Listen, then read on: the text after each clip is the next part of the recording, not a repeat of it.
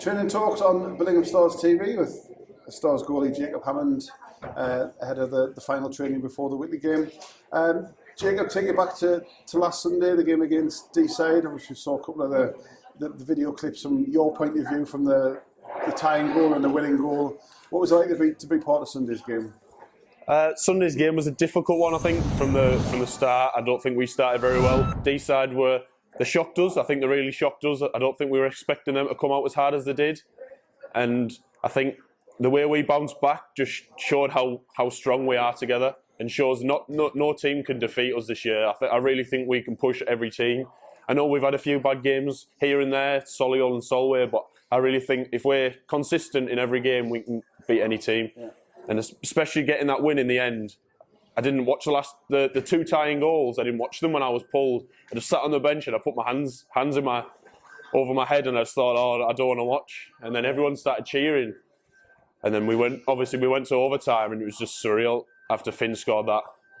Yeah, the overtime, like you say, the pulling the goalie thing, it is a gamble, very rarely works. It worked not once but twice, and I say fantastic. Rowley's shot, I think if the net hadn't been there, it would still be travelling yet. But the OT, so you had the perfect view down the ice. They were coming on a break. Rowley puts the hip check on, comes to Cal. Cal sources it up the middle to Finn, and you're kind of right line of sight. How was it watching the action from that? Yeah, well, originally when Rowley left the puck, I was terrified. I thought if he gets beat, I thought we were done. If it was 2-0 in the one goal and it's all over, and then he managed to hit the player, play the puck, and then I saw Callum pick the puck up, and I thought we're going to do it here, and he played the puck to Finn. I think I closed my eyes there again, and I just looked at the light at the last second, and then I think the whole emotion of the crowd and all the players just took over, and we just all skated over to Finn. Yeah, we saw them all piling on. It was funny watching and listening back on the highlight as well. You can hear the crowd. The cheer when Rowley puts the hit on, the cheer when they realise Finn's 1-0, and then it goes deathly silent. Yeah, it was a bit crazy. And then Finn just sticks it through the 5-hole and the winning goal. So it's like you mentioned it.